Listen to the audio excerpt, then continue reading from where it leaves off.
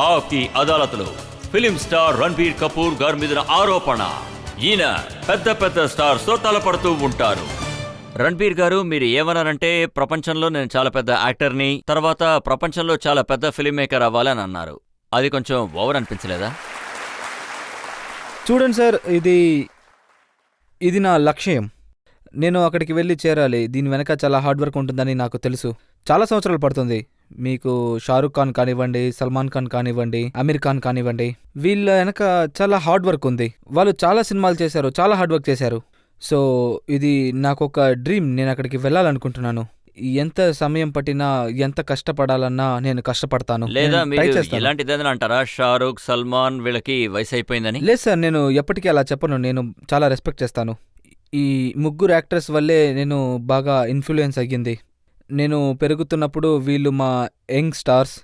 So నేను వీళ్ళని చూసే పెరిగాను. సో నా ఫార్నబుల్ ఇయర్స్, నా అటాచ్మెంట్ టు మూవీస్, నేను వీళ్ళతో కలిసే ఉంటాను. సో నేను ఈ విధంగా ఎప్పుడు మాట్లాడను సార్. కానీ ఇది నిజమే కదా, మీ సినిమా సావర్య రిలీజ్ అయినప్పుడు షారూక్ ఖాన్ సినిమా రిలీజ్ అయింది, దానివల్ల సావర్యకే నష్టం వచ్చింది, అలానే చాలా మంది చెప్పారు. సార్, నా ఫస్ట్ ఫిలిం రిలీజ్ అయినప్పుడు నేను ఎంత ఎక్సైటెడ్గా ఉన్నానంటే, యూనో రిలీజ్ చేయండి, ఇది నా ఫస్ట్ ఫిలిం అంటూ. సో నేను అప్పుడు దీని గురించి అసలు ఆలోచించలేదు. నాకు అప్పుడు ఎక్స్పీరియన్స్ కూడా లేదు. అప్పుడు నేను కొత్తవాడిని. సో అప్పుడు నాకు తెలీదు. అప్పుడు ఓం శాంతి ఓం వచ్చింది, షారూక్ ఖాన్ ఫిలిం. నాకేమనిపించిందంటే నా ఫిలిం కూడా వస్తుంది. అందుకే నేను ఆనందంగా ఉన్నాను. సినిమా ఆడకపోవడానికి కారణం ఓం శాంతి ఓం కాదు. సినిమాలో ఏదో తక్కువైంది కాబట్టి అది ఆడలేదు. ఫిలిం బాగాలేదు, అందుకే అది ఆడలేదు. నేనేమనుకుంటానంటే, మనం మంచి సినిమా తీస్తే అది ఒకవేళ అంత లెవెల్కి హిట్ కాకపోయినా, ఇద్దరు పెద్ద ఫిలిం స్టార్స్ వాళ్ళ సినిమాల్ని ఒకే రోజు రిలీజ్ చెయ్యరు, క్లాష్ అవ్వకూడదని. ఇప్పుడు అదే జరుగుతుంది. ఇప్పుడిప్పుడే నాకు అర్థమవుతుంది. అది ఏంటంటే, ఈ ముగ్గురు ఖాన్స్తో కలిసి నా ఫిలిం రిలీజ్ చేయడానికి నాకు ధైర్యం లేదు.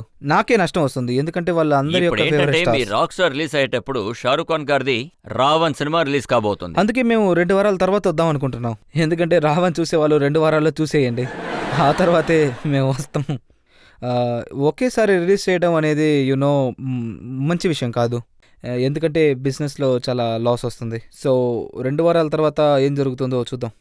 ఈ ముగ్గురు ఖాన్స్ కూడా మీకు కాంపిటీషన్గా ఉంటారని మీకు అనిపిస్తుందా? చూడండి సార్, నేను ఇమ్రాన్ ఖాన్తో కాంపిటీషన్ చేసినా కూడా షాహిద్ కపూర్ కానివ్వండి, రణ్వీర్ సింగ్ కానివ్వండి, నా గ్రోత్ కొంచెంగానే అవుతుంది.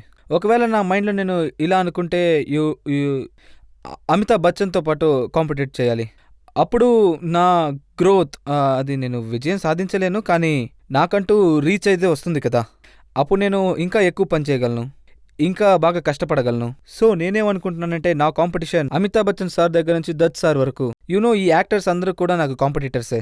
ఫిలిం ఇండస్ట్రీలో మీరు ఎవరిని నంబర్ 1గా భావిస్తున్నారు? I think Salman Khan.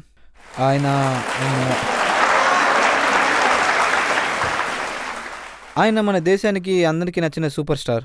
ఎందుకంటే ఆయన చాలా మంచి మనిషి. ఆయన ఒక హ్యూమన్ బీయింగ్గా చాలా మంచి మనిషి, ఒక యాక్టర్గా కూడా చాలా మంచి మనిషి. The kind of friendship he have, ఆయన ఫ్యామిలీని ఎంత బాగా చూసుకుంటారంటే, I think he's just a great human being. ఎందుకంటే ఆయన అలా ఉండబట్టే ప్రజలందరూ ఆయన్ని బాగా ఇష్టపడుతున్నారు. ఎప్పుడైనా మీకు ఆయనతో సినిమా చేసే అవకాశం దొరికితే మీరు చేస్తారా? ఖచ్చితంగా చేస్తాను, కానీ దానికంటే ముందు నేను బాగా ప్రిపేర్ అవ్వాలి. లక్ష్మణ్ రోల్ అయితే ఇంకా బాగా చేస్తాను, ఎందుకంటే రాముడు ఆయనే చేస్తాడు. కానీ అఫ్కోర్స్ నాకు నేర్చుకోవడానికి ఏదో ఒకటి దొరుకుతుంది. అప్పుడు కూడా నేను అందరు యాక్టర్స్తో పనిచేయాలనుకుంటున్నాను. నేను ఒకసారి చదివాను, మీరు షారూక్ ఖాన్ గారితో సినిమా చేయడానికి నిరాకరించారు. అలాంటిదేం లేదు. చూడండి, హీజ్ ఏ ఇండివిజువల్ యాక్టర్. నాకు ఒక ఇష్టం ఉంది. నాకు ఏదైనా నచ్చినా నచ్చకపోయినా నేను నా ఒపీనియన్ని షేర్ చేయొచ్చు. ఒకవేళ నాకు ఏదైనా స్క్రిప్ట్ ఇచ్చినా కూడా, ఇంకా అందులో ఎక్స్ యాక్టర్ ఉన్నా, వై యాక్టర్ ఉన్నా, ఒకవేళ నాకు నా రోల్ నచ్చకపోతే నేను సినిమా చెయ్యను. ఎక్స్ వై యాక్టర్స్ ఉండడం వల్ల కాదు, నాకు నా రోల్ నచ్చలేదు. ఎందుకంటే నాకు షారూక్ ఖాన్ ఫిలింలో ఎటువంటి రోల్ రాలేదు. ఒకవేళ వస్తే I would like to do that. అలాగే మీకు అమీర్ ఖాన్ గారితో కూడా క్లాష్ అవ్వచ్చు. నేనేం చదివానంటే, కిషోర్ కుమార్ గారి లైఫ్ గురించి 2 సినిమాలు తీస్తున్నారు. ఒక దాంట్లో రణబీర్ కపూర్ గారు యాక్ట్ చేస్తున్నారు, ఇంకో దాంట్లో ఆమీర్ ఖాన్ గారు యాక్ట్ చేస్తున్నారు. అది కేవలం పిచ్చితనమైన విషయం. ఎవరికి పిచ్చితనం? నాకే. కానీ నాకు కిషోర్ కుమార్ స్క్రిప్ట్ ఉంది. యూటీవీ ఏమన్నారంటే, వీడి సినిమా నాతో కలిసి చేయాలని. నేను కొంచెం భయపడ్డాను, ఎందుకంటే కిషోర్ కుమార్ మన హిందీ ఫిలింకి పెద్ద పర్సనాలిటీ. సో నాకు భయంగా ఉంది. ఈ వయసులో నేను అర్థం చేసుకోగలనా, కిషోర్ కుమార్ ద జీనియస్.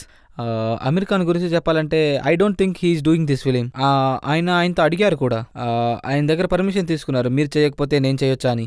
ఆయన లేదు, నేను ఈ సినిమా చేయట్లేదు అన్నారు. సరే, నేను ఇది ఒప్పుకుంటాను. ఆయన సల్మాన్ ఖాన్ అవ్వచ్చు, లేదా ఆమీర్ ఖాన్ అవ్వచ్చు, లేదా షారూఖ్ ఖాన్ కావచ్చు, వాళ్ళతో మీకు కాంపిటీషన్ అన్నదే లేదు. కానీ ఒక యాక్టర్ ఇమ్రాన్ హష్మీ గారితో మీకు పెద్ద కాంపిటీషన్ అని నేను విన్నాను. ఏం రాసిందంటే ఇమ్రాన్ హష్మీ గారితో కిస్సింగ్ రికార్డ్. అవును, అదే కిస్సింగ్ కింగ్ రికార్డ్ ఏదైతే ఉందో, ఇప్పుడు మీరు దాన్ని సీరియల్ కిస్గా మార్చేశారు.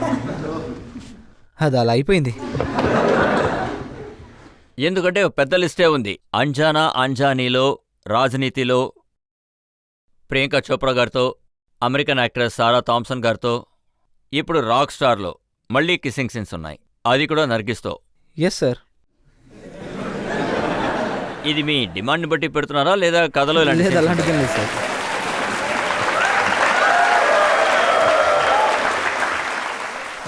చూడండి, నేను మంచి లవ్ స్టోరీస్ చేస్తూ ఉంటాను.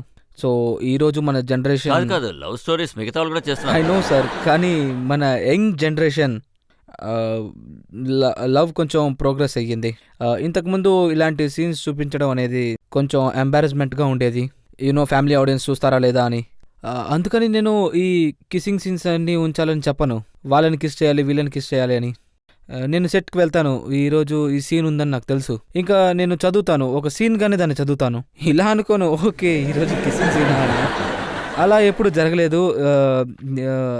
కానీ మేము ఫిలింలో సీన్ చేసేటప్పుడు మనం కిస్సింగ్ చేస్తున్నట్టే ఉండదు, ఎందుకంటే 100 మంది మనల్ని చూస్తూ ఉంటారు. ఇలాగా ఒక కెమెరా ఉంటుంది, లైట్ ఉంటుంది, ఎవరో అక్కడ పడుకుంటూ ఉంటారు, ఎవరో ఒకళ్ళు ఇక్కడ అది ఇది చేస్తూ ఉంటారు, పని జరుగుతూ ఉంటుంది. సో అదొక టెక్నికల్ సీన్ లా ఉంటుంది, ఒక యాక్షన్ సీక్వెన్స్ లాగా. కిస్సింగ్ సీన్ ఒక యాక్షన్ సీక్వెన్స్ లా జరుగుతూ ఉంటుంది సార్. దాని వెనక చాలా విషయాలు జరుగుతూ ఉంటాయి. టెక్నికల్ ఇష్యూ కానివ్వండి, లైట్ ఎక్కడి నుంచి రావాలి, ఒకవేళ మనం తన ఫేస్ దగ్గరికి వెళ్తే తన లైట్ కట్ అవుతుంది. సో ఇదంతా జరుగుతున్నప్పుడు అదొక కిస్సింగ్ సీన్ లా మీరు అనిపించింది. రీటేక్స్ చేసుకుంటూ ఉంటారు.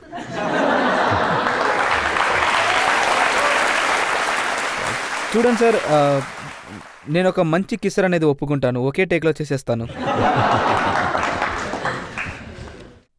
ఫైనల్ రౌండ్లో ఎవరైనా అడగాలనుకుంటున్నారా? మీరు సార్, ఒకవేళ మీరు సినిమాలో రాకపోయి ఉంటే వేరే ఫీల్డ్లో ఏది చూస్ చేసుకునేవాళ్ళు? ఒకవేళ నేను యాక్టర్ కాకపోయి ఉంటే యాక్టర్గా నేను ఒక స్ట్రగ్లింగ్ యాక్టర్గా ఉండేవాడిని. అది తప్ప నాకు ఇంకేం తెలీదు. ఎందుకంటే ఐ గెస్ మా తాతగారు చెప్పారు, జీనా యహా మా అన్న యహా ఇస్కి జీవా జానా కహా. మీ లైఫ్లో ఏదైనా పిచ్చి పనులు చేసే ఆసక్తి మీలో ఉందా? నేను రెండోసారి మీ యాప్కి అదాలత్కి వచ్చాను.